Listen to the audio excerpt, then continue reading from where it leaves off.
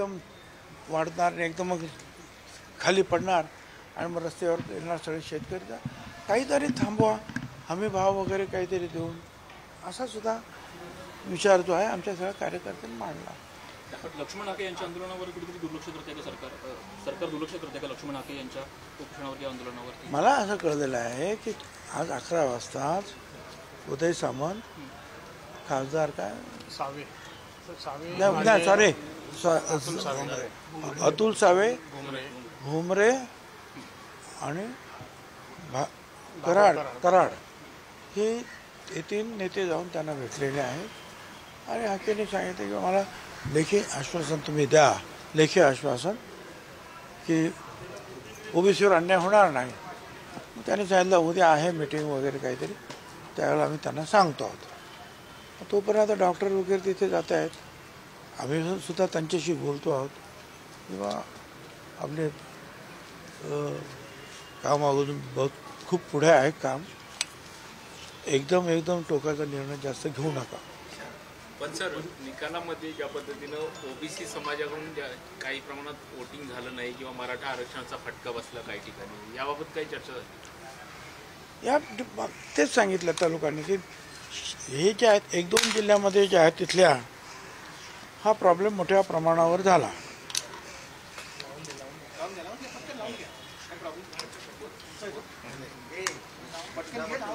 एक दोन जिल्हा म्हणजे मला असं बीड असेल, बीड वगैरे जे आहे आणि आणखी 1-2 जिल्ह्यामध्ये हा प्रश्न जो आहे जास्त होता.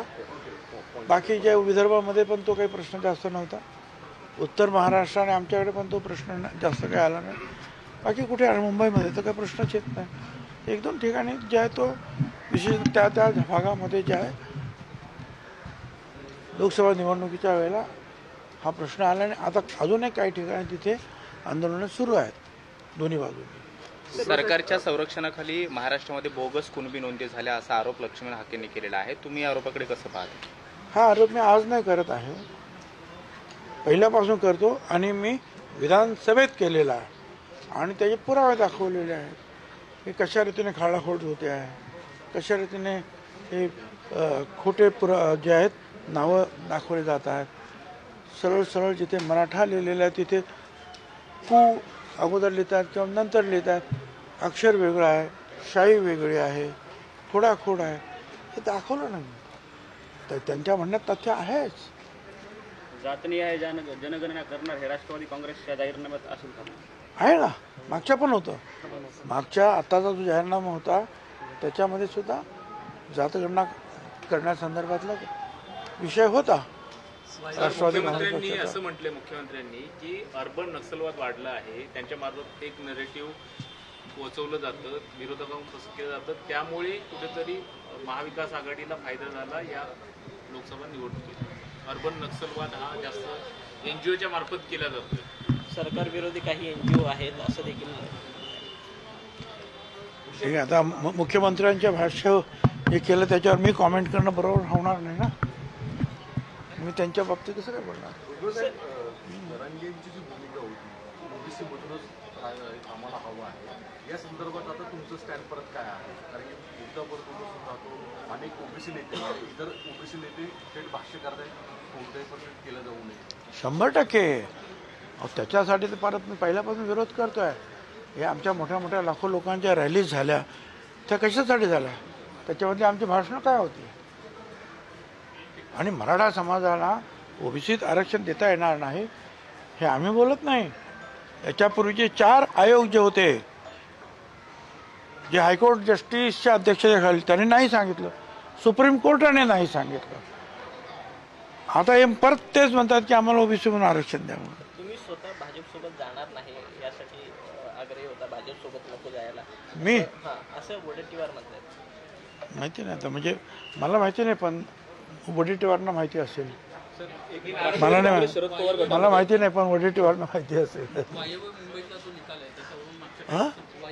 उत्तर पश्चिम त्यावरून प्रचंड प्रमाणामध्ये चर्चा सुरू होती, वेगवेगळे आरोप झाले. आता ठाकरेगड ठोकण्यात जाणार आहे. त्यांचं असं म्हणणं आहे की 19व्या मतमोजणीच्या फेरीनंतर खऱ्या अर्थाने काहीतरी गडबड प्रशासनाच्या वतीने निवडणूक आयोगाच्या वतीने करण्यात आली.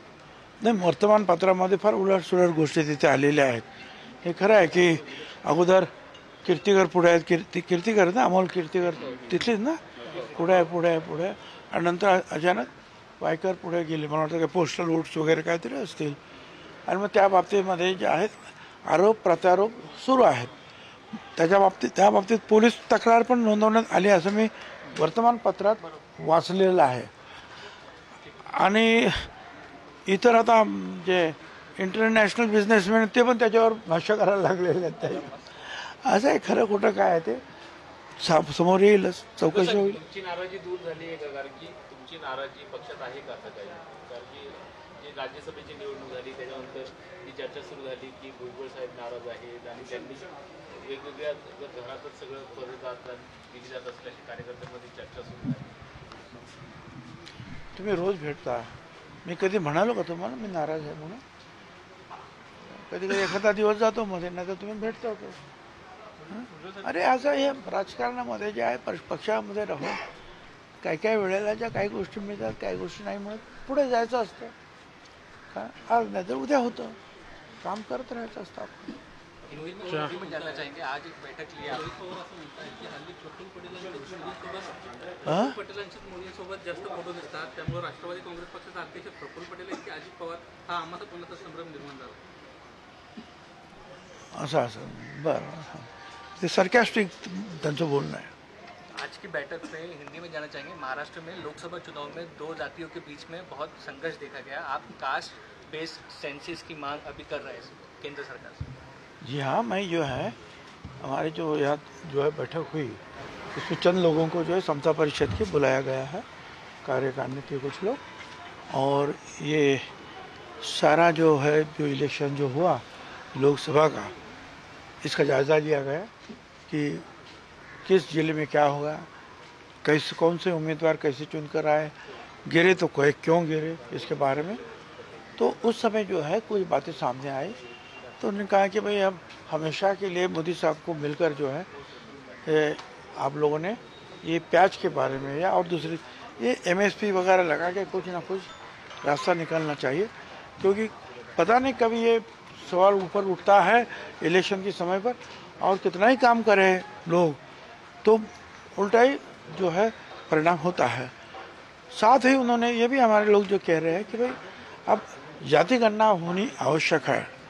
नीतीश कुमार ने भी जो अपने राज्य में की, वैसे अगर करते हैं तो भारत सरकार के फंड्स OBC के लिए जो है ज़्यादा प्राप्त हो गए.